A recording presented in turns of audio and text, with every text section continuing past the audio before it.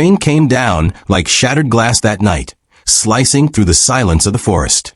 Thunder rolled over the hills, and the air smelled of pine, mud, and something else. Something sharp, like iron and fear. Liam Hart moved through the darkness with only a flickering flashlight and a rifle slung across his shoulder. He wasn't a hunter by trade, not anymore, but when people began vanishing near the Black Hollow woods, he knew he couldn't sit still. The town of Brimstone Hollow was small, surrounded by stories older than its oldest trees. Every child grew up hearing about the Midnight Hunt, an ancient curse that woke under the blood moon. Most dismissed it as folklore. Liam didn't. His father had vanished during one of those blood moons 20 years ago. The local sheriff had warned him to stay out of the woods tonight. Storm's bad. You go in there, you won't come back, Sheriff Dugan had said. Liam had only nodded. Maybe that's the point. The path twisted deeper, his boots sinking into the wet earth.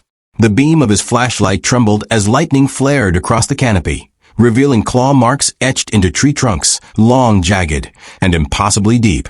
Something massive had moved here. A low growl echoed through the storm.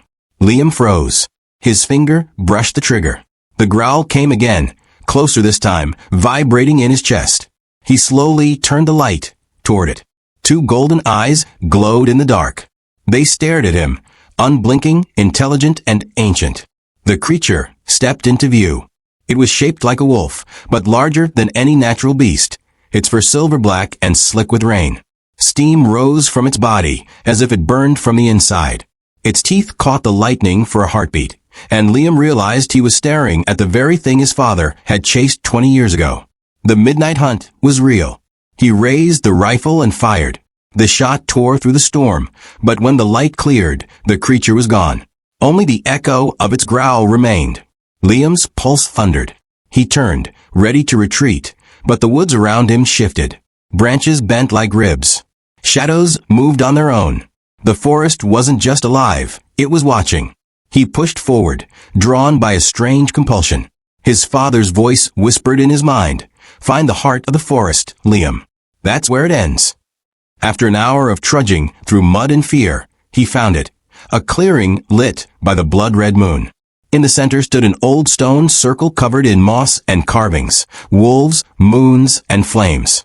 At its heart, a single iron spear jutted from the ground, impaling a human skull. Something moved behind him. The creature lunged, slamming him into the dirt. His rifle flew aside.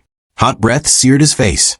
Its eyes glowed brighter now, and in them he saw something horrifying. Not hunger, but recognition. The beast snarled, and then it spoke. "Liam." He froze. What are you?" The voice was deep, distorted, yet painfully familiar. "I warned you not to follow." Liam's heart stuttered. That voice, it couldn't be. "Dad." The creature drew back, its snout curling in pain. Its form shimmered, bones cracking, fur retracting. For a moment it looked human, an older man, worn and broken. His eyes the same golden shade. "I couldn't stop it," his father rasped. "The hunt chooses one of us every generation. It's not a curse, it's a chain." Lightning exploded overhead. The transformation twisted again, his father's body snapping back into the monstrous shape. "Run, Liam, before I lose control." But Liam didn't run. He grabbed the fallen rifle, aimed at the iron spear, and fired. The bullet struck the metal, sparks flew, and a shockwave ripped through the clearing. The circle ignited with crimson light. His father screamed, part man, part beast, as the energy coiled around him. Liam fell to his knees, shouting his name, but the forest swallowed the sound. When the light died, the creature was gone. Only ash remained, swirling in the wind. For a long moment, there was nothing but rain. Then Liam saw movement in the ash. A small, black wolf pup emerged, trembling. Its eyes glowed faintly gold. He reached out.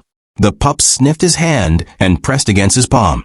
Something inside Liam's chest burned, a strange warmth spreading through his veins. The forest sighed, as if exhaling after centuries of holding its breath. He carried the pup back to Brimstone Hollow, the storm fading behind him. The dawn came slow, gray, and silent. The townspeople gathered, whispering when they saw him return alive. No one spoke of the midnight hunt again. But sometimes, on quiet nights, Liam would feel his pulse quicken under the moonlight. The wolf pup, now grown, would watch him from the shadows, eyes glowing softly, and he'd swear he heard his father's voice whisper through the trees. The hunt never ends, son. It only waits for midnight. And when the next blood moon rose, deep in the forest, the howls began once more, long, haunting, and eternal.